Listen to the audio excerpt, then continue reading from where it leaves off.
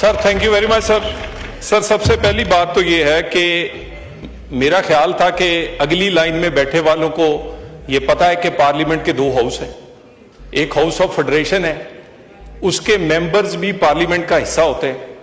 अल्हम्दुलिल्लाह मैं यहां हिस्सा अपनी पार्टी की नुमाइंदगी करते हुए बना हूं जी।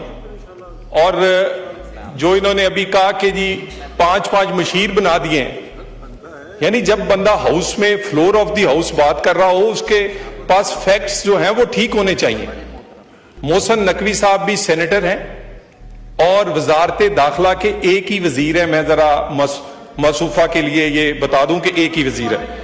दूसरी बात, मैं इस पे बात करने से पहले सदर साहब के खिताब से, सर इंटीरियर मिनिस्ट्री के हवाले से मैं ये आपसे गुजारिश करता हूं कि आप 1 साल की कारकर्दगी का 1 दिन नहीं, 2 दिन नहीं, 1 हफ्ता, जितना टाइम आप चाहें 24/7 मैं जवाब दूंगा। जहां कमी कुताही होगी अपने आप को ठीक करेंगे। जो हमने अच्छा किया है वो अप्रिशिएट होना चाहिए। मैं 1 साल की कारकर्दगी के लिए अपने आप को पेश करता हूं अपने डिपार्टमेंट को कि आप इसको सिर्फ इंटीरियर पे बहस करवाएं। मसला यह है कि कई लोग चुपते इसलिए हैं, ये बार बार ये फैशन बन गया है जनाब स्पीकर कि मोहसिन नकवी साहब पे तनकीद कर दी जाए।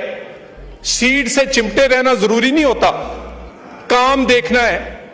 एससीओ कॉन्फ्रेंस हो पुरअमन हो, पाकिस्तान में इंटरनेशनल टूर्नामेंट हो पुरअमन हो, पाकिस्तान में जनाब स्पीकर मैं आपकी तवज्जो चाहता हूं, एससीओ हो, इंटरनेशनल टूर्नामेंट्स हो, दो साल की में बनने वाले पुल और अंडरपास 2 महीने में बने।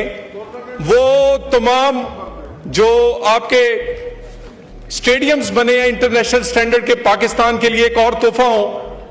इनका ख्याल है कि वजारत दाखिला ने शायद साल में एक ही काम किया है कि 26 नवंबर को जब आए थे तो इनकी ठकाई की थी। हम ठकाई के अलावा भी बहुत काम करते हैं। मैं इसी के साथ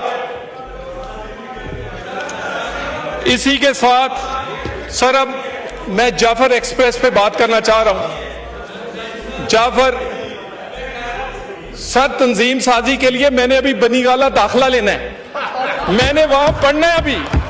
सर वहां के जो चांसलर हैं उनका एक्सपीरियंस मेरे से बहुत ज्यादा है और वहां की जो प्रोफेसर हैं बीबी बुशरा, वो मेरे से, मैं पढ़ना चाहता हूं उनसे। ये बात करेंगे तो मेरे से सुनेंगे सर। इनका ख्याल मैं पोर्टफोलियो होने की वजह से सर इस हाउस का तकद्दस बरकरार रखना चाहता हूं।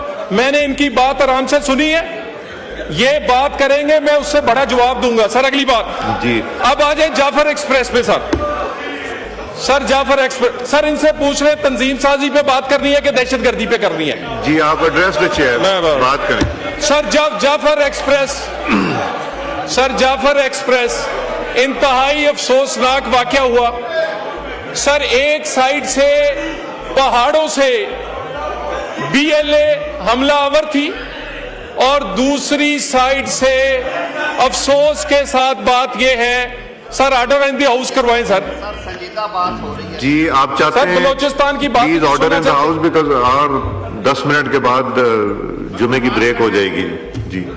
अभी जी तरह सर गुजारिश ये है, जाफर एक्सप्रेस या दहशतगर्दों के खिलाफ बात हो तो पता नहीं इनको क्या, इनकी सीट में कोई करंट आ जाए। सुने ना भाई, एक साइड पे सर बीएलए पहाड़ों से हमलावर थी पाकिस्तान के शहरियों पर, नहत्ते शहरियों पर, पाकिस्तान की फोर्सेस पर, और दूसरी साइड से सोशल मीडिया से बहुत सारे लोग उसी सिक्योरिटी फोर्सेस पर हमलावर थे जो पाकिस्तान के उन लोगों के जो नहत्ते थे, जिसमें खवातीन थी, बच्चे थे और नहत्ते सिविलियन और सरकारी मुलाजिम थे, उनकी जान बचाने की कोशिश कर रहे थे।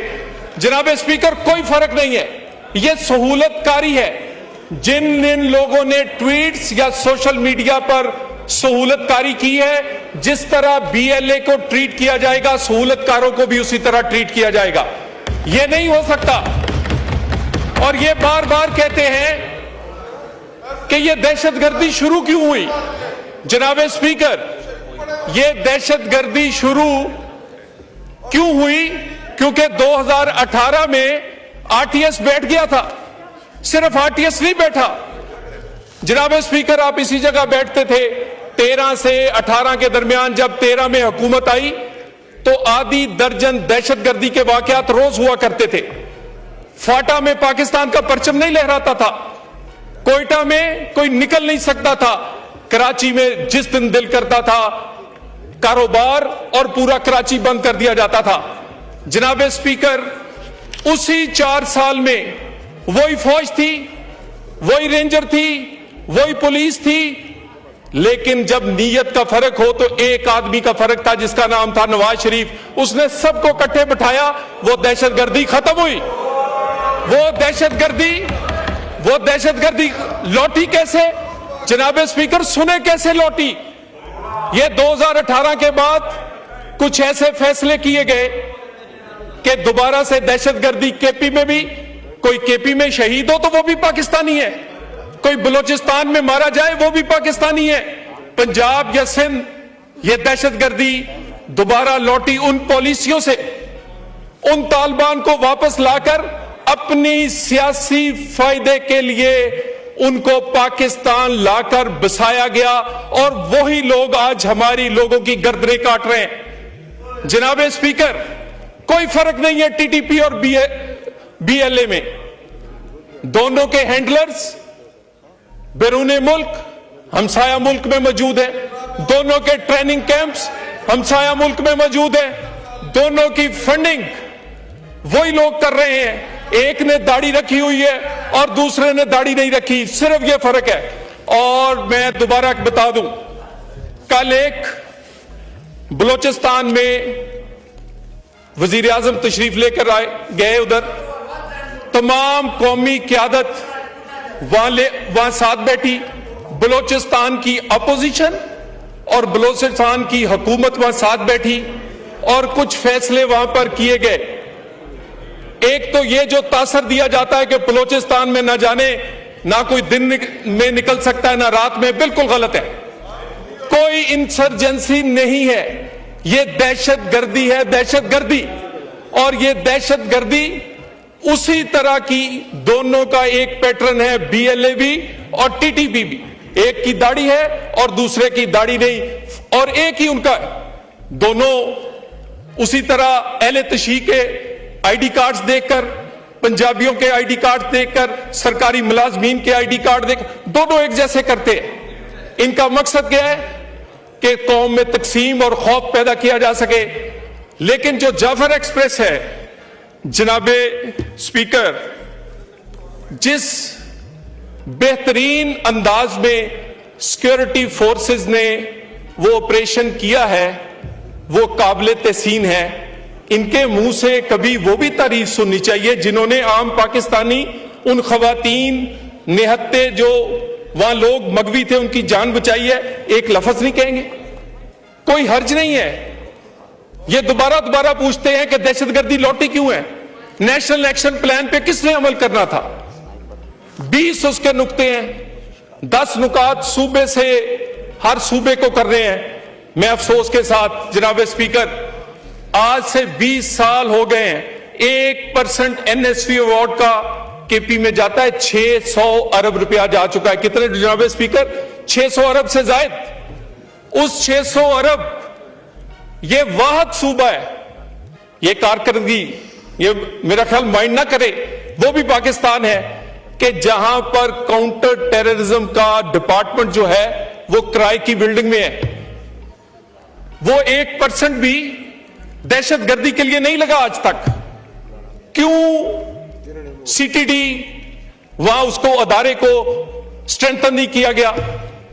क्यों वहां पर इन्होंने अपनी पुलिस और दूसरों को इक्विप नहीं किया? जनाब स्पीकर, ये कहते हैं बार बार इंटेलिजेंस एजेंसियों का फेलियर है। इंटेलिजेंस एजेंसियां इंफॉर्मेशन देती हैं, वो पंजाब में जब अदारों को इंफॉर्मेशन देती है तो उनमें कैपेसिटी है, वो उस पर अमल करके उसका नतीजा देते हैं। आपके लोगों में कैपेसिटी नहीं है, या आपके लोगों में अदारे ही नहीं है? अपना नाअहली या नालायकी सूबों की आप एजेंसियों पे या वफाकी इदारों पे नहीं डाल सकते। हां, ये बात ठीक है। आइए जनाब स्पीकर, फिर एक दफा इन्हें कहता हूं, बैठे, ये पाकिस्तान का मामला है, आए बातचीत करें। ये नेशनल एक्शन प्लान हो या नेशनल एक्शन प्लान 2 की बात हो, लेकिन जब आते हैं, यानी अभी देखें, तकरीरें करने के लिए ये आपसे टाइम मांग रहे हैं, और ये उस खिताब पे तकरीर करने के लिए आपसे टाइम मांग रहे हैं जो इन्होंने सुना ही नहीं है। यानी सदर का खिताब सुनते नहीं है, लेकिन तकरीर के लिए टाइम मांग रहे हैं। सर, यानी सुन भी लिया करें।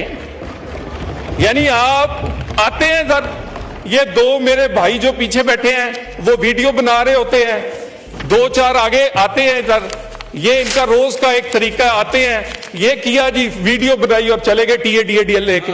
सर माहौल बनाए, माहौल बनाए, बात सुनना, सर बात सुनना भी इसका हिस्सा है, ठीक है। और सर ये बात सुनने की आदत नहीं है। और इसी तरह सर जो सदर साहब का खिताब है, बात तो होनी चाहिए परफॉर्मेंस पे। सर परफॉर्मेंस पे बात क्यों नहीं होती? ये अपनी 13 साल के हुकूमत KP का परफॉर्मेंस यहां लाकर लोगों को बताए ना कि हमने बदल दिया पूरा KP की, यूरोप बन गया है। ना वहां दवाई है, ना सर वो कहते शाम में कोई निकल सकता है। और इनके अपने लोग बात करते हैं कि जितनी करप्शन इस दफा गंडापुर साहब ने वहां राइज की है, कहते तारीख में इतनी नहीं रही। ये कारकर्दगी पर बात करें, सूबों की कारकर्दगी पर और वफाकी हुकूमत की कारकर्दगी पर भी। और ये मुझे बताएं कि सर ये जो इकोनॉमी है, आज तकलीफ तो इस बात की है कि डॉलर। तलाल साहब, मेरा ख्याल है हम ब्रेक करते हैं, आप मंडे को फिर कंटिन्यू कर लीजिए। ठीक है सर।